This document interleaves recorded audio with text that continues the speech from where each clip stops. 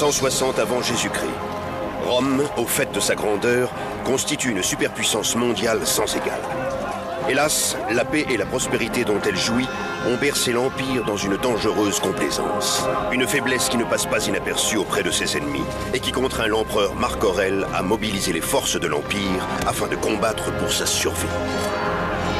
Au IIIe siècle de notre ère, tandis que l'Empire romain lutte simultanément contre les invasions barbares et l'expansion du christianisme, un empereur émerge du chaos.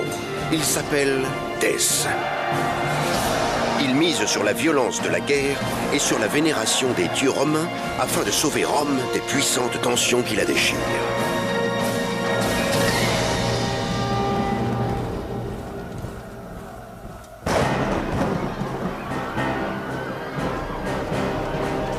Au milieu du IIIe siècle, Rome est en proie à une crise très profonde.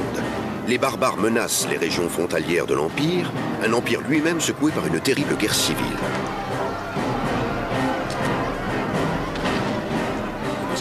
C'est une période critique, une période de très forte tension, car les Romains ne parviennent pas à organiser un gouvernement capable de leur apporter la sécurité et la prospérité que l'Empire a connue au cours des 200 ans de paix romaine. En quête de réponse, de nombreux citoyens se tournent vers leur dieu païen pour qu'il les protège des périls de la guerre. En revanche, d'autres citoyens trouvent le réconfort dans une toute nouvelle religion, le christianisme. Au milieu du IIIe siècle, le christianisme est le mouvement religieux qui connaît l'expansion la plus rapide au sein de l'Empire, même s'il ne compte encore que peu de fidèles. Il doit y en avoir à cette époque à peine quelques centaines de milliers. Cela n'empêche pas la religion de s'affirmer progressivement. Les nouveaux croyants abandonnent leur dieu païen au cours d'une cérémonie décrite dans un catéchisme datant du IIe siècle. Le baptême se fera dans l'eau vive. À défaut d'eau vive, il pourra se faire dans une autre eau. Si l'eau ne peut être fraîche, qu'elle soit tiède. Au nom du Père, du Fils et du Saint-Esprit. Au terme de ce rituel de purification, les Romains renaissent en tant que chrétiens. Croyant désormais en un seul Dieu, ils rejettent la religion païenne officielle de l'Empire.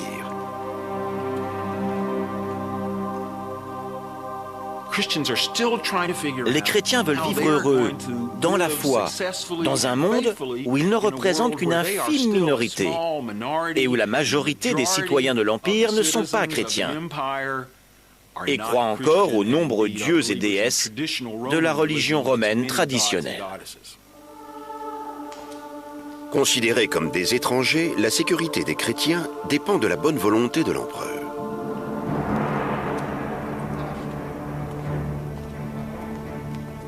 En l'an 248 après Jésus-Christ, Philippe l'Arabe, considéré comme un empereur tolérant, n'hésite pas à recevoir dans son palais de nombreux dignitaires chrétiens de la région.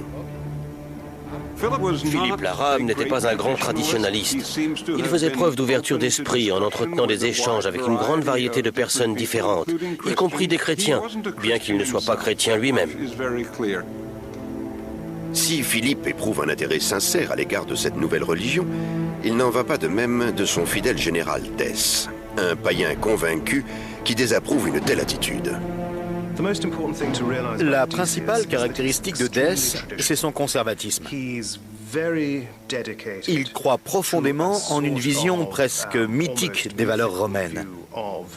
Voilà pourquoi toutes choses pouvant être perçues comme non romaines sont considérées par Dèce comme dangereuses.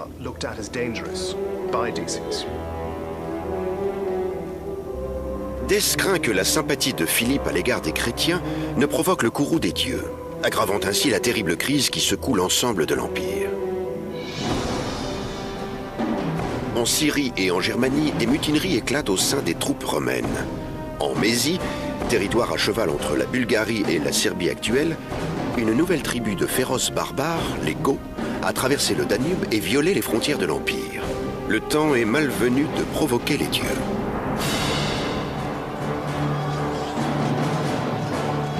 Face au déferlement des Goths sur le territoire romain, les forces impériales commandées par Pacatien doivent protéger l'Empire du féroce ennemi.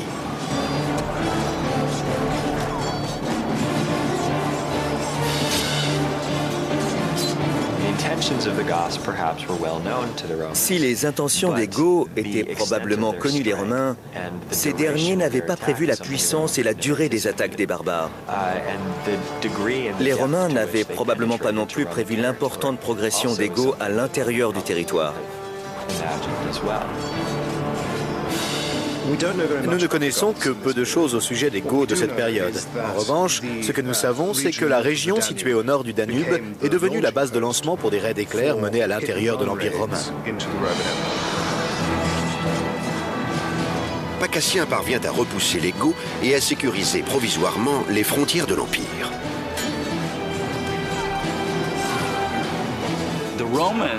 À cette époque, les forces militaires romaines sont au sommet de leur puissance.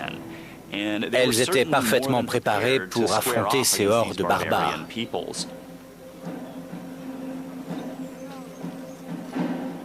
Mais de leur campement rudimentaire, les soldats sont las de recevoir les ordres d'un lointain souverain. Ils désignent Pacatien en guise de chef afin de remplacer l'empereur Philippe l'Arabe à Rome. Pacatien fait alors subitement son entrée parmi une catégorie d'hommes politiques très redoutés, les usurpateurs. Un usurpateur, c'est-à-dire un homme capable de devenir empereur par des réseaux non officiels, pouvait obtenir le trône à l'aide du soutien de l'armée. Le soutien de l'armée a permis de faire et de défaire plusieurs empereurs. Si la fonction du Sénat consistait à légitimer un empereur en reconnaissant son droit à régner, sans soutien militaire, aucun empereur n'est jamais parvenu à durer. Pacatien l'usurpateur pense que doté d'un soutien militaire, il pourra conduire ses légions jusqu'à Rome et s'emparer du trône.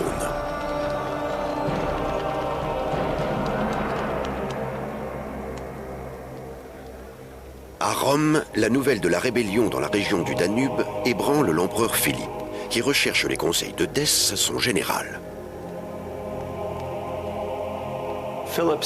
Philippe sent que non seulement son soutien militaire diminue, mais également que sa position à Rome est en train de s'affaiblir. Il sait qu'il s'agit d'une révolte qu'il doit affronter personnellement et rapidement. Lorsque Philippe sollicite le conseil des sénateurs au sujet de cette révolte, la plupart d'entre eux ont trop peur de s'exprimer. Dès intervient alors et déclare « Laissons l'écume retomber aussi vite qu'elle est montée ». Dès tente en vain de rassurer Philippe. L'empereur a de bonnes raisons de s'inquiéter. Philippe redoutait grandement Pacatien, car celui-ci opérait dans la région du Danube, où combattaient les meilleurs chefs militaires et les soldats les plus coriaces et les plus endurcis. Il avait parfaitement conscience que Pacatien représentait une menace militaire. Sur les conseils de son général Dès, l'empereur Philippe envoie ce dernier en Mésie afin de réprimer la révolte de l'usurpateur.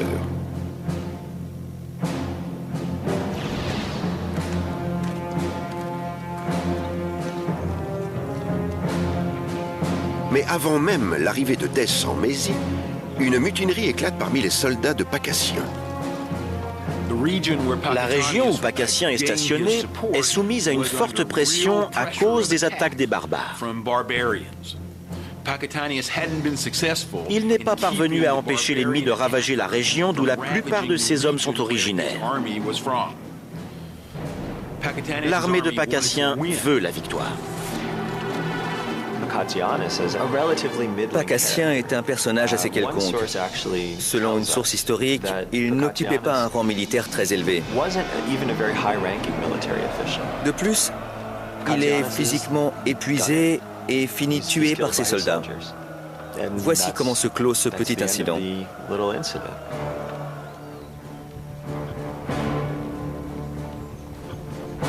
Lors de son expédition en Mésie, le général Dès emmène avec lui son fils Herennius, une jeune recrue de l'armée romaine. Arrivé à destination, il découvre un campement dépourvu de chef et prend rapidement connaissance du sort de Pacatien. Je pense que Pacassien a été éliminé par ses hommes parce que ceux-ci avaient vraisemblablement appris que Dès avait l'intention de venir prendre les choses en main. Il était originaire de cette partie de l'Empire et était considéré comme un homme du pays, robuste et compétent. Dès a raconté que lorsqu'il est arrivé dans les Balkans, Pacassien avait été renversé par ses propres soldats. Ces mêmes soldats qui l'acclament à son arrivée. Il se retrouve alors avec une armée rebelle qui ignore encore que ses exigences vont être satisfaites. Pacassien assassiné, le général Dès savoure sa nouvelle fonction de chef. Lui et son fils Herennius tentent de remettre de l'ordre au sein de cette armée orpheline.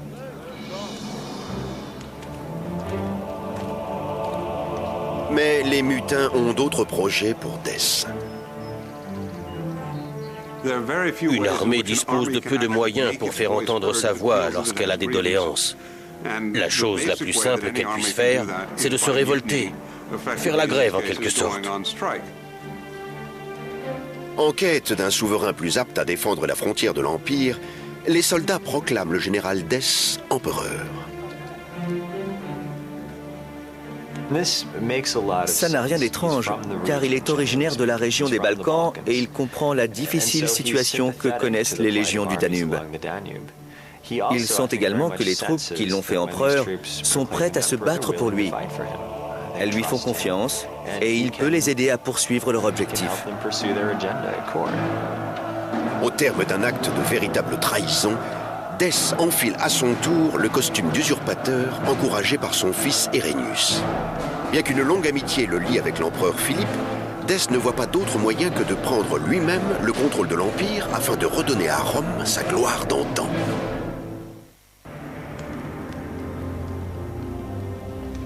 Pendant ce temps, à Rome, Philippe profite des agréables privilèges inhérents au statut d'empereur et n'attend de Dès que la nouvelle officielle de la fin de la rébellion. Lorsque Philippe apprend que Dès a été fait empereur, ou plutôt a été proclamé empereur par les légions du Danube, il a toutes les raisons d'être effrayé. Il comprend que tandis que Dès fait route vers l'Italie, il doit aller à sa rencontre. Il ne peut espérer conserver son rang en demeurant à Rome. Abasourdi par cette trahison, Philippe doit se préparer à faire face à son ancien ami et allié. Il ordonne à ses légions de se préparer à se battre.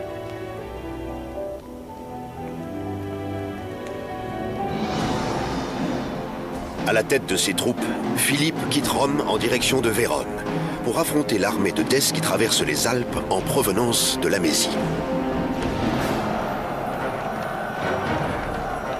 L'empereur Philippe l'Arabe affronte Dès au cours d'une bataille sanglante au pied des Alpes. Après avoir été proclamé empereur par l'armée du Danube, Dès se retrouve dans une position très avantageuse et marche sur l'Italie du Nord. Philippe part à sa rencontre à la tête d'une très petite armée. Il dispose d'une garnison de réserve impériale stratégique composée de 2 ou 3 légions stationnées en Italie. Il est en infériorité numérique. Zosime, historien de l'Antiquité du VIe siècle, mentionne cet épisode dans son œuvre. Les partisans de Dès, parfaitement conscients que l'ennemi était composé des forces impériales, avaient conservé leur confiance en Dès, se fiant à sa grande expérience et sa prudence. La victoire appartient à celui qui fait reculer l'ennemi le premier. Dans l'Antiquité, le mental constituait un élément primordial lors des batailles. C'est le cas pour l'épisode qui nous intéresse où l'un des belligérants est en situation d'infériorité numérique. Et une armée composée de soldats moins bien entraînés que l'ennemi a plus de chances de céder à la panique. À cette époque, la panique constitue le principal danger. Lorsqu'un camp perd son courage, sa cohésion, il prend la fuite et tout est perdu. Les soldats paniqués en déroute peuvent alors être abattus par l'ennemi sans aucune difficulté. Dès remporte une très large victoire. Peu de détails précis sont parvenus jusqu'à nous, mais nous sommes capables d'établir le rapport de force entre les deux armées, et il est clair que Philippe n'avait que très peu de chances de l'emporter. L'empereur Philippe trouve la mort au cours de la bataille de Vérone, où son armée subit une très lourde défaite. Victorieux, plus rien n'empêche à présent Dès, son ancien général, de débuter son règne d'empereur de Rome.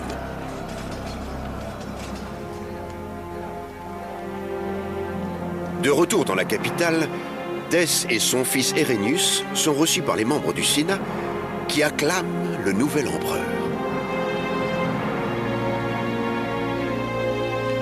Il est persuadé que pour restaurer la sécurité de Rome, l'Empire doit maintenir les valeurs spirituelles traditionnelles.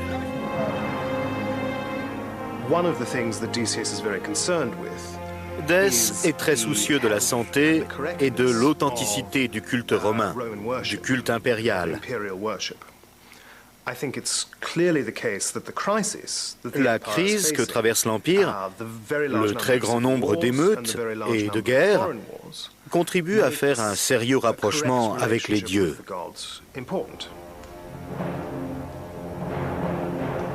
Disposé à surmonter les crises qui ont secoué le règne de Philippe l'Arabe, le Sénat célèbre l'avènement du très pieux Dès au cours d'un sacrifice rituel. La religion traditionnelle des Romains, que nous qualifierons de paganisme, consistait à vénérer, à honorer et à respecter de nombreux dieux et déesses. Les Romains croyaient que s'ils ne manifestaient pas leur respect en sacrifiant des animaux, à travers des offrandes sanguinolentes, les dieux les abandonneraient. Attaqué de toutes parts par les barbares, il semblerait que l'Empire ne bénéficie plus de la bienveillance des dieux.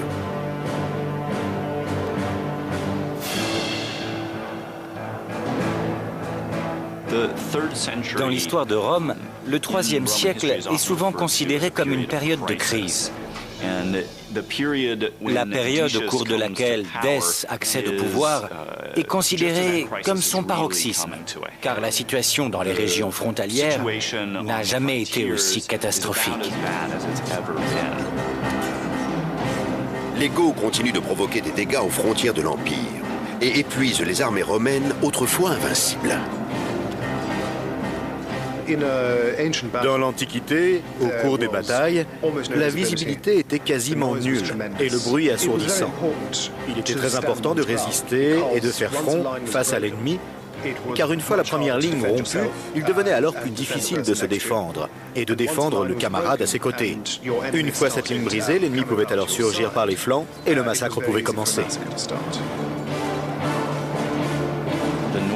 Sur les frontières du Nord, pour des raisons relativement méconnues, un grand nombre de peuples qui avaient été maîtrisés et maintenus en dehors des frontières tentent à présent de pénétrer à l'intérieur de l'Empire.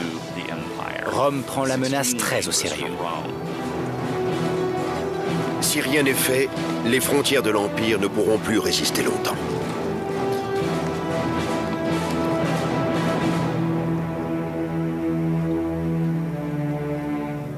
Dans un premier temps, l'empereur Dès décide d'ordonner la construction de nouveaux temples dans l'espoir d'apaiser la colère des dieux. En compagnie de son fils, Herennius, nommé co-empereur, Dès impose ses valeurs conservatrices sur l'ensemble de l'Empire. Le christianisme est proscrit, ainsi que toute déviance à la dévotion païenne. Les Romains croyaient beaucoup au pouvoir du passé. Et lorsque Dès entreprend d'importantes réformes religieuses, il s'en inspire. Comment faisait-on auparavant? Puisque des sacrifices ont toujours été pratiqués, Dès ordonne aux citoyens de continuer à en faire. Tous les citoyens romains ont l'obligation de respecter l'édit promulgué par l'empereur Dès, consistant à offrir des sacrifices aux dieux de Rome publiquement dans les temples de l'Empire.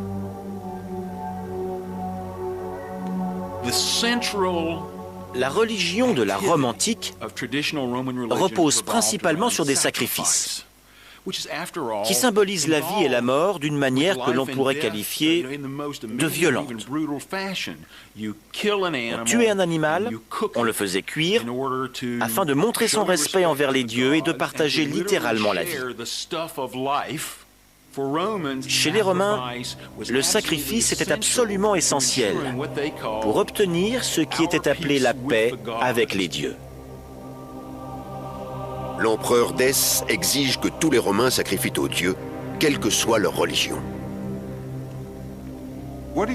Il a fait en sorte que chaque citoyen pratique un sacrifice et obtienne en retour un certificat en guise de preuve. Il a même utilisé le système des impôts pour s'assurer que tous les citoyens lui obéissent. Le sacrifice devait être réalisé devant des témoins. Tout citoyen dans l'incapacité de fournir la preuve du sacrifice est passible de prison et même de peine de mort.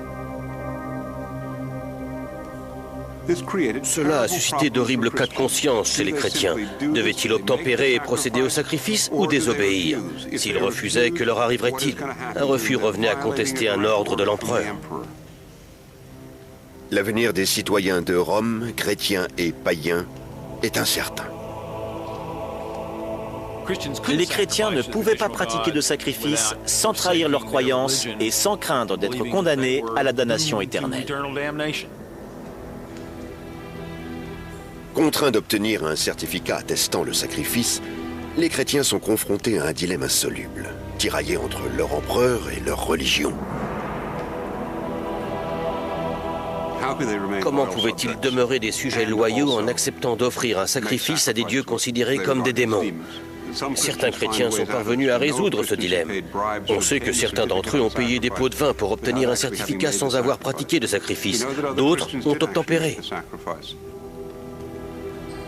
En ces temps difficiles, les chrétiens ne peuvent qu'espérer le pardon de leur Dieu pour avoir sacrifié aux idoles.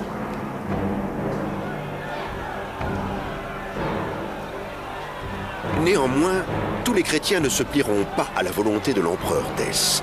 En 250, Fabien, le pape de Rome, montre aux habitants de la ville les risques encourus sur terre en demeurant fidèles à sa foi.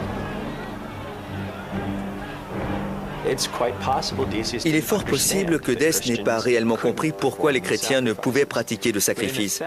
En exigeant de la part de tous les habitants de l'Empire une pratique religieuse unique, les chrétiens se sont trouvés mis à l'écart, menacés par la punition que Dès réservait aux personnes ne sacrifiant pas aux dieux païens. Elle était extrêmement sévère et dans certains cas, elle pouvait aller jusqu'à la peine de mort. Eusèbe de Césarée, historien chrétien du IVe siècle, décrit le martyre enduré par les chrétiens lors des persécutions de l'empereur Dès. Je suis frappé d'admiration face à leur courage et leur profession de foi. Les martyrs n'étaient pas démoralisés, leur regard s'élevait. Ils ne tremblaient pas et n'avaient pas peur.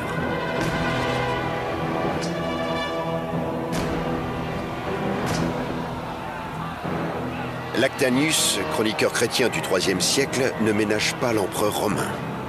Dès est apparu au monde sous les traits d'une bête sauvage maudite pour affliger l'Église. Qui d'autre qu'un être malfaisant peut être capable de persécuter une religion? Tandis que la ferveur religieuse s'intensifie, de nombreux chrétiens ne parviennent pas à trouver la même force que les martyrs et décident de courber l'échine afin de garder la vie sauve.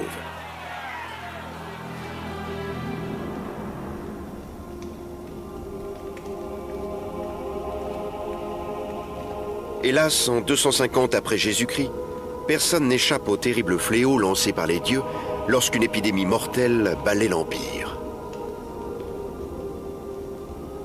Nous ne savons pas grand-chose au sujet de cette épidémie. Nous ne savons pas précisément s'il s'agissait de la peste bubonique ou d'autre chose. Les êtres les plus innocents de l'Empire sont également victimes de l'épidémie.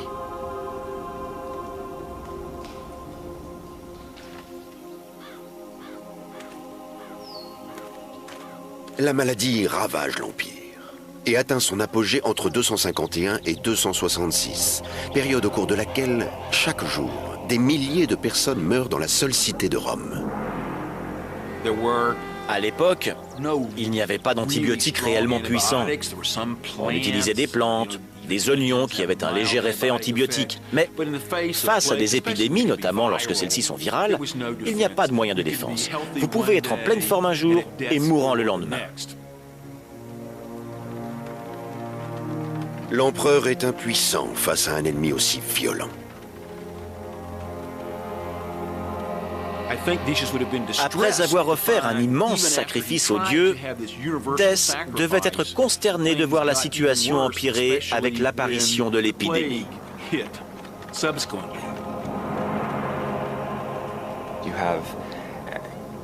Les corps étaient en état de décomposition.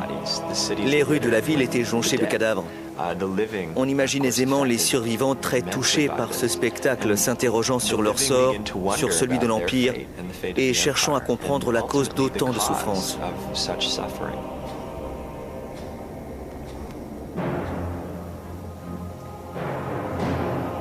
À travers l'Empire, les chrétiens craignent pour leur sécurité face aux accusations des Romains qui tiennent les étrangers, comme ils les nomment, pour responsables de ce qu'ils considèrent comme une punition divine.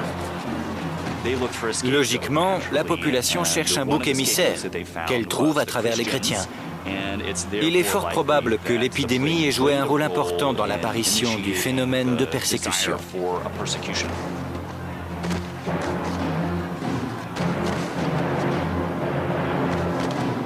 En guise de châtiment désespéré, les païens espèrent que le sang des chrétiens apaisera la colère divine.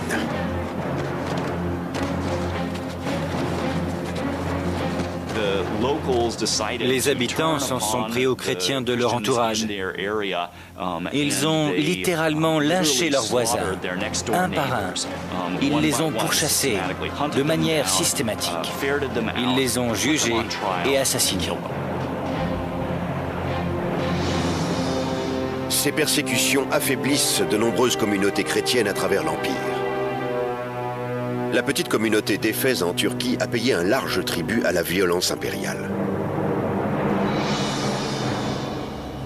Jacques de Voragine, chroniqueur italien du XIIIe siècle, écrit « Lorsque l'empereur Dès entra dans Éphèse, il se mit à chercher les chrétiens dans le but de leur ordonner d'offrir un sacrifice sous peine d'être mis à mort. » 7 chrétiens refusèrent de respecter l'édit impérial. Dès ordonna que leur soit infligé un châtiment cruel, décrit dans des manuscrits médiévaux chrétiens et musulmans. Dès les enferma dans une grotte, en boucha l'entrée par des pierres afin de provoquer leur mort en les affamant.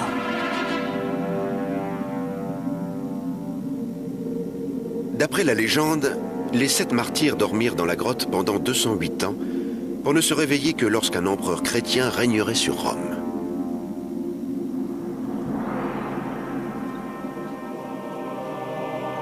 Dans l'espoir d'échapper aux persécutions, de nombreux chrétiens trouvent refuge loin des villes. Des personnages importants ont tenté d'échapper aux martyrs en fuyant. Cette attitude était approuvée par l'Église. Elle n'incitait pas les fidèles à devenir des martyrs. Elle autorisait de fuir dans les campagnes pour préserver sa communauté ou sa vie.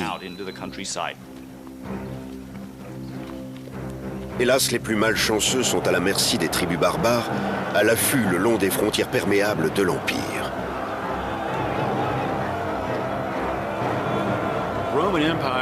L'Empire romain ne disposait pas de force de police. Lorsque l'on quittait sa communauté, il n'y avait plus de protection. On ne pouvait pas appeler police secours et attendre une protection de l'Empire en cas d'agression.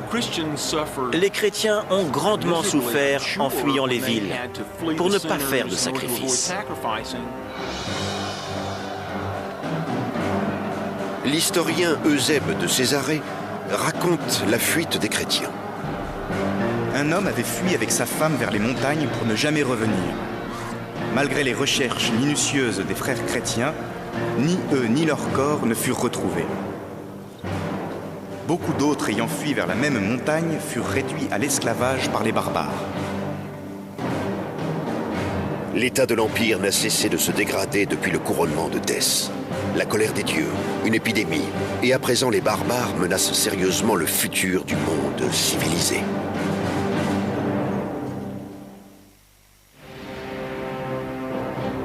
En 250 après Jésus-Christ, les Goths traversent de nouveau le Danube et pénètrent à l'intérieur de la province romaine de Mésie. Ce peuple barbare est conduit par le puissant chef Cniva, qui jouit de l'assurance de la loyauté de sa tribu.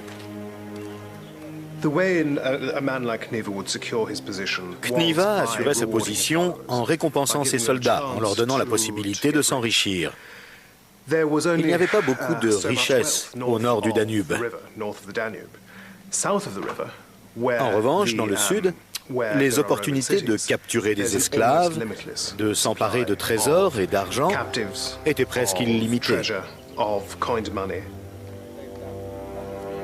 Jornandès, historien du VIe siècle, évoque le projet du roi des Goths de s'emparer des abondantes richesses de l'Empire. Cniva, divisant son armée en 2 parts et demeurant à la tête de 70 000 hommes au bord du Danube, en envoya une pour ravager la Mésie, sachant qu'elle se trouvait dégarnie de troupes par la négligence de l'empereur.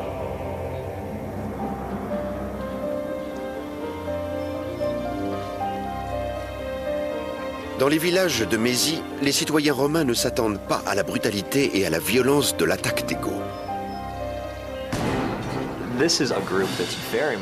L'objectif des Goths consistait à piller et probablement à faire des prisonniers.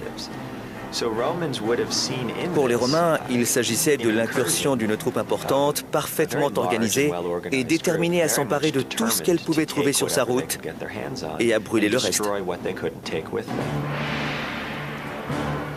Les Goths savaient qu'une fois à l'intérieur de l'Empire, ils pouvaient disposer d'un excellent système de routes le long du Danube et se rendre en direction des villes qu'ils voulaient piller.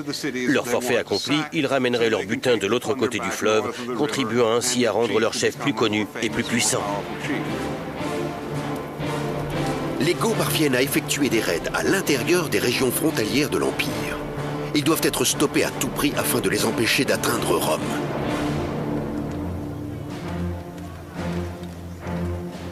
Face à l'urgence de la situation, l'empereur Dès se prépare à la bataille et élabore un plan minutieux pour attaquer les Goths. Hérénius, l'aîné de ses fils, le rejoindra plus tard, en Mésie, contrairement à son cadet Hostilian, encore trop jeune. Hostilian reste à Rome en compagnie de sa mère. Les raisons de cette décision sont claires.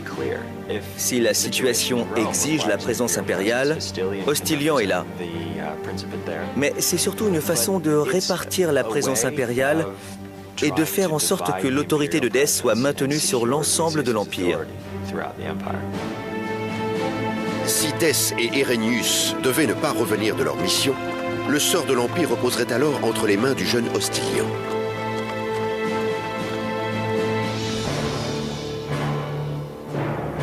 Dès et son fils quittent Rome en direction de l'Est pour affronter Cniva et les Goths à Nicopolis ad Istrum, en Mésie, au bord du Danube.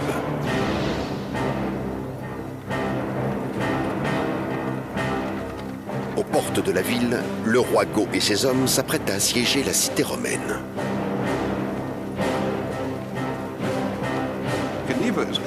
Cniva est un homme doué pour la tactique, mais dont la seule stratégie consiste à tuer, piller et s'enfuir. Pour les tribus Goths, l'Empire romain ne représente qu'un lieu regorgeant de trésors, qu'il s'agit de voler et de ramener chez soi ensuite. L'empereur Dès et son fils interceptent les Goths à temps, juste avant qu'ils n'atteignent Nicopolis.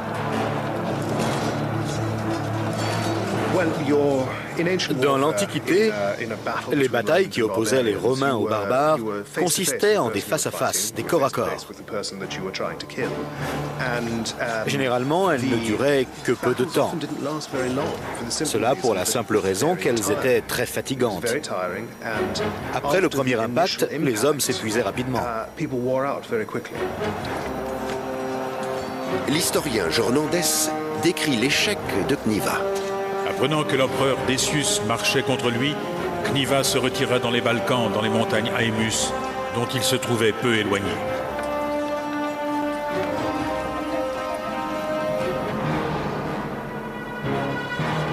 Pugnace, les Goths cesseront de battre en retraite et se dirigeront vers le sud, en Thrace, jusqu'à la ville de Philippopolis.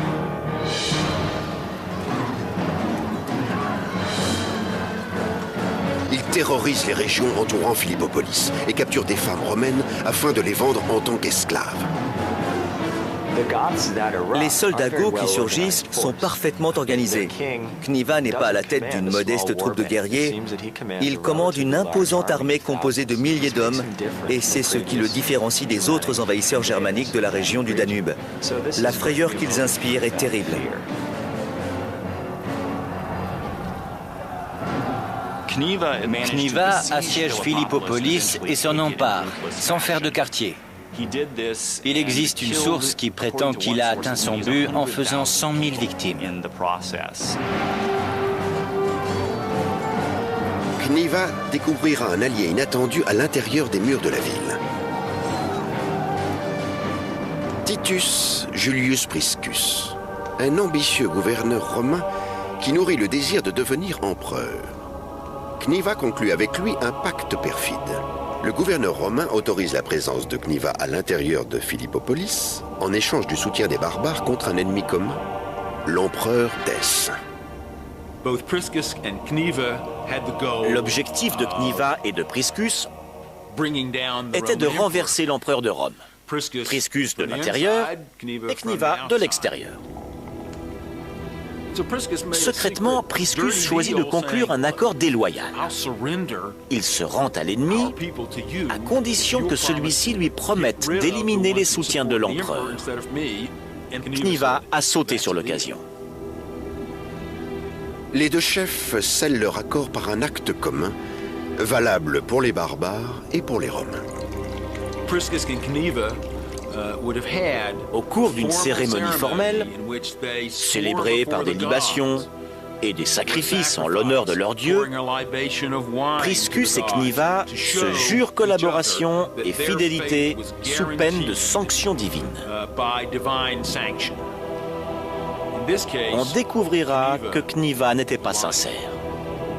Priscus s'aperçoit rapidement qu'il s'agit là d'une ruse. Les Goths s'emparent de ce que bon leur semble, provisions, prisonniers, et détruisent tout le reste.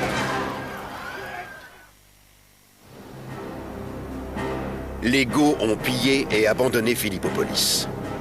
Dès poursuit Cniva qui s'enfuit en direction du nord, à Abritus, en Mésie romaine.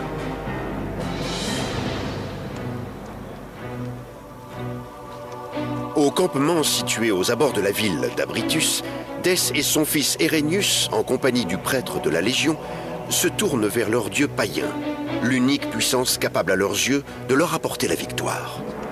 Dès sait qu'il s'agit de la bataille de sa vie. Et pour obtenir les faveurs des dieux et remporter la victoire, il leur offre un sacrifice au milieu d'un épais nuage de fumée s'élevant dans le ciel et enveloppant l'autel. Il est indéniable que Dès fait le maximum pour tenter de remporter cette bataille titanesque. L'historien Jornandès fait mention du lieu de culte sacré situé près de la ville de Razgrad, en Bulgarie. Ce lieu s'appelle encore aujourd'hui l'hôtel de Decius, parce qu'avant la bataille, le malheureux y avait sacrifié aux idoles.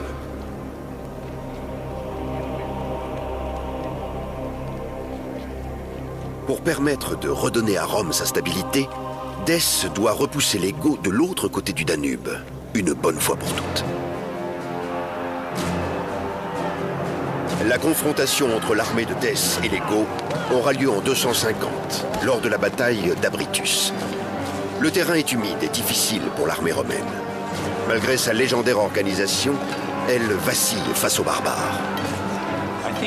Dès était persuadé qu'il allait en finir avec Cniva. Au lieu de ça, Cniva est parvenu à le surprendre à l'aide de plusieurs troupes dissimulées dans les marais, grâce auxquelles il a bénéficié d'un avantage numérique. La bataille ne s'est pas déroulée comme l'attendaient les Romains. L'armée des Goths surpasse les troupes de Dès. Jornandès décrit la plus grande défaite de l'empereur.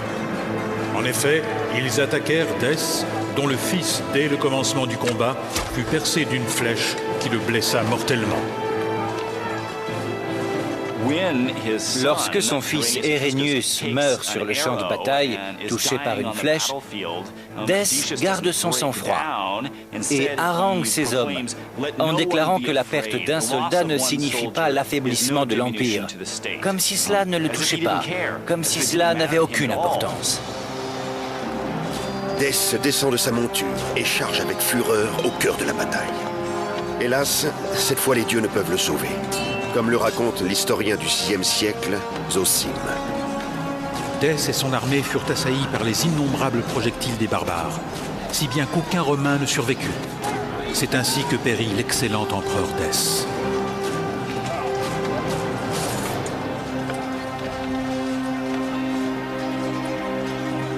Hadès est le premier empereur romain de l'histoire à trouver la mort au cours d'une bataille. C'est une période où, pour les citoyens, l'Empire semble hors de contrôle. Dans ce contexte, la disparition d'un empereur de qualité comme Dès ne peut qu'avoir de profondes conséquences. Il contribuera à développer de manière significative la sensation d'insécurité que les Romains ressentent. Même si certains historiens affirment que le corps de l'empereur n'a jamais été retrouvé, Lactantius, historien chrétien du IVe siècle, décrit la fin de Dès. Déshabillé, nu, allongé sur le sol, il devient la proie des bêtes féroces et des rapaces. Une fin juste pour l'ennemi de Dieu.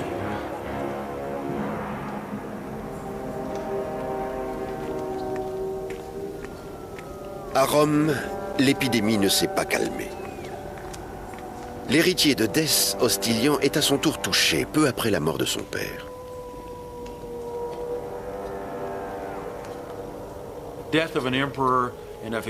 La mort de l'empereur et de son fils indique que les faveurs des dieux ont été perdues. Les Romains sont extrêmement inquiets et se demandent comment regagner les faveurs divines.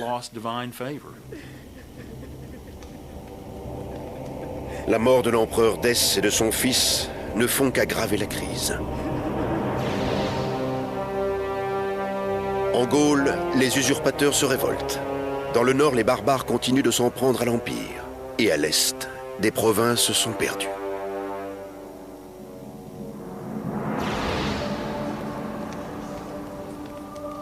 Et malgré des persécutions croissantes, le christianisme ne cesse de se développer.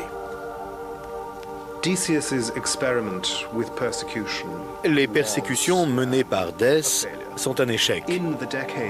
Lors de la décennie suivant sa mort, une seule vague de persécutions a eu lieu. Par la suite, au cours des 40 années suivantes, l'Église chrétienne a été autorisée à se développer en toute liberté. 100 ans plus tard, en 380, le christianisme deviendra la religion officielle de l'Empire romain. Une récompense méritée pour la foi et le courage des fidèles, aux yeux de l'historien Eusèbe de Césarée. Quiconque observe les événements de l'histoire découvrira que ceux ayant agi dans la vertu et le bien ont goûté aux doux fruits du succès. L'empereur Dès n'a pu empêcher la religion de diviser l'Empire, ni de mettre un terme aux guerres civiles et à une sombre époque de violence et d'épidémie. Dépourvus d'un front de défense uni, les frontières de l'Empire ne peuvent plus contenir le plus grand et le plus cruel des ennemis de Rome, les barbares.